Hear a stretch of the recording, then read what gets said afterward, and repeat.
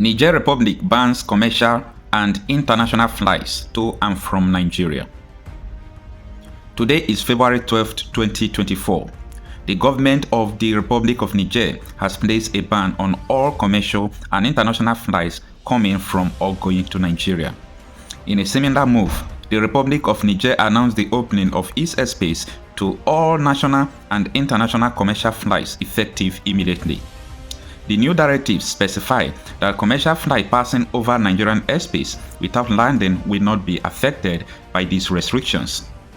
Nevertheless, it is mandatory for all flights operating within Niger's airspace to have their ADSB or radar transponders operational throughout the duration of the flight.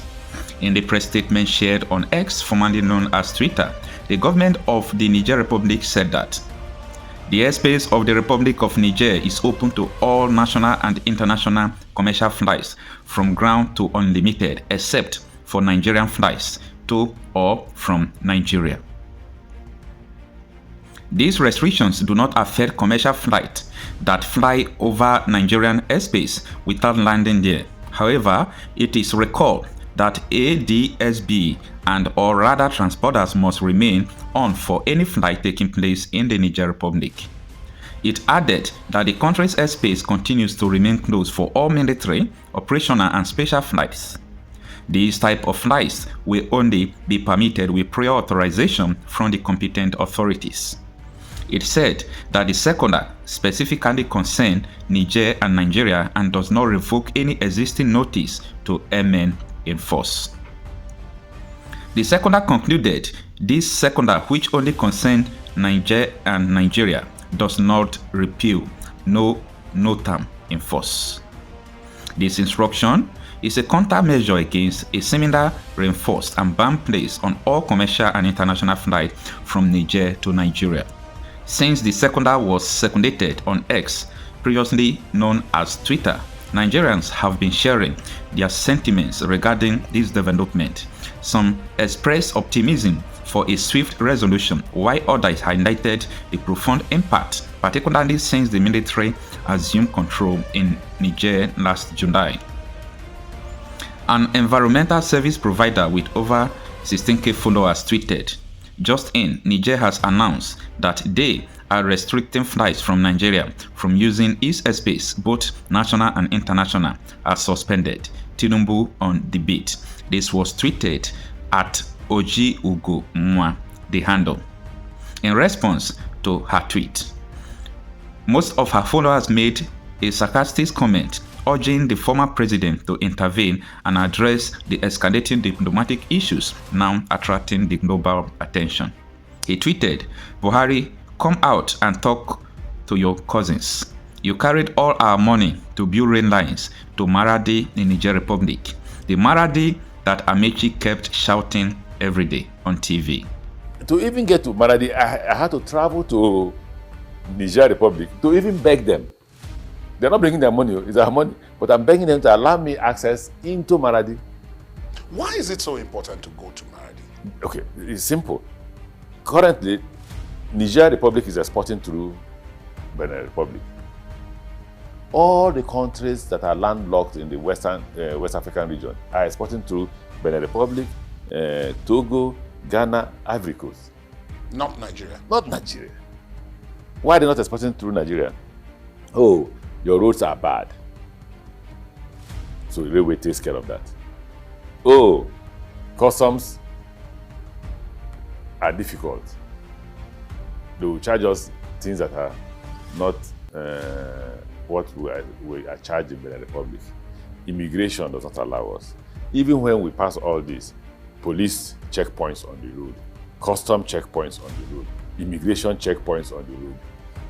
Then communities have their own checkpoints on the road.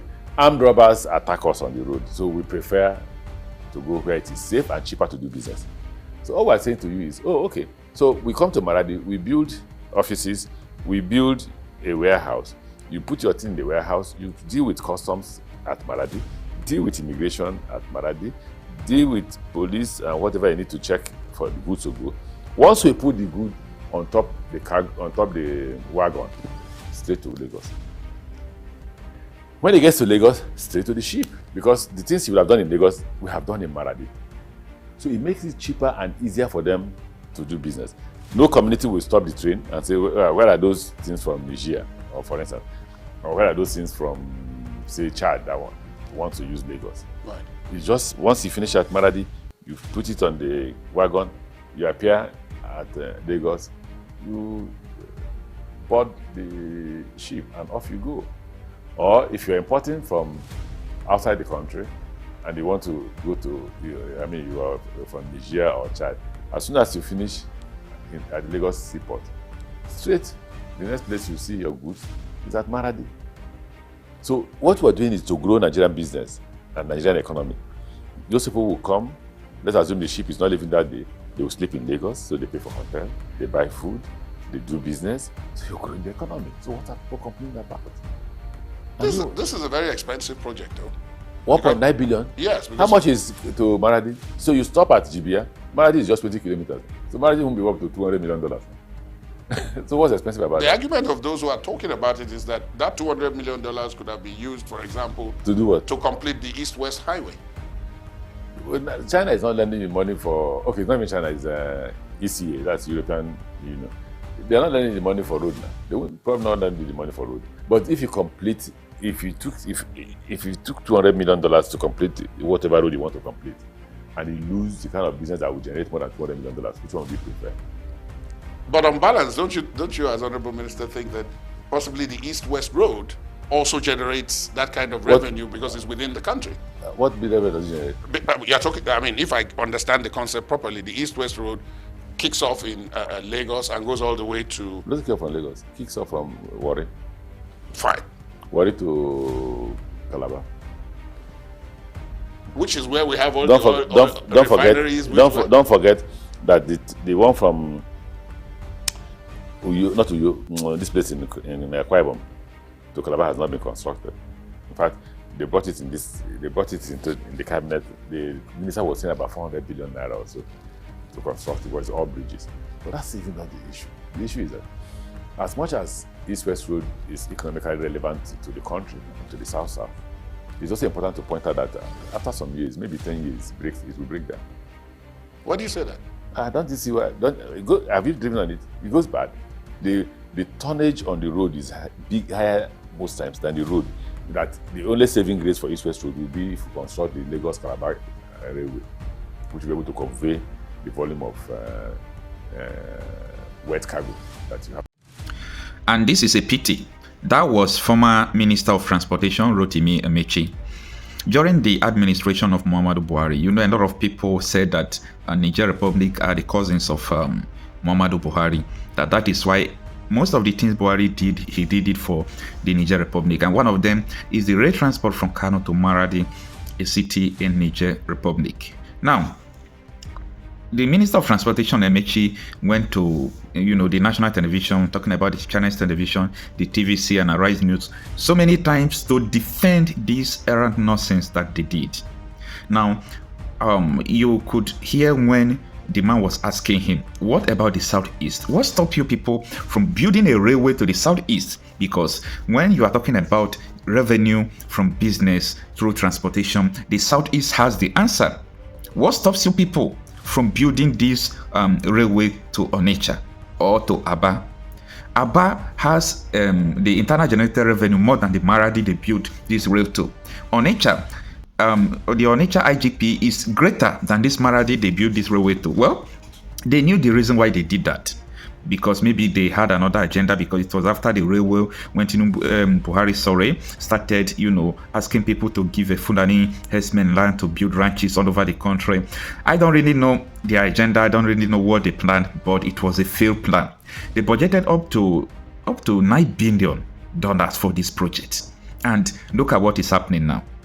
When Tinubu assumed office, when the Niger could happen, he called the electricity, breaching the contract of electricity supply we had with the people of Niger. What happened? These people are taking steps one by one.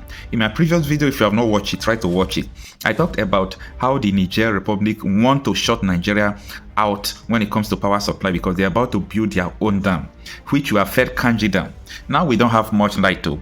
And when this thing will happen, you continue to hear every day that the national grid is collapsing every day. Now, they have taken the second step. I call it strike. This is the second strike. They strike Nigeria again by shortening their airspace. You cannot move an aeroplane from Nigeria now to Niger Republic. It can't happen. And you can't move from Niger Republic coming into Nigeria. It can't happen. This is a big problem. And Bola Ahmed Tinubu is the cause of this problem. You know, Africa is now beginning to divide.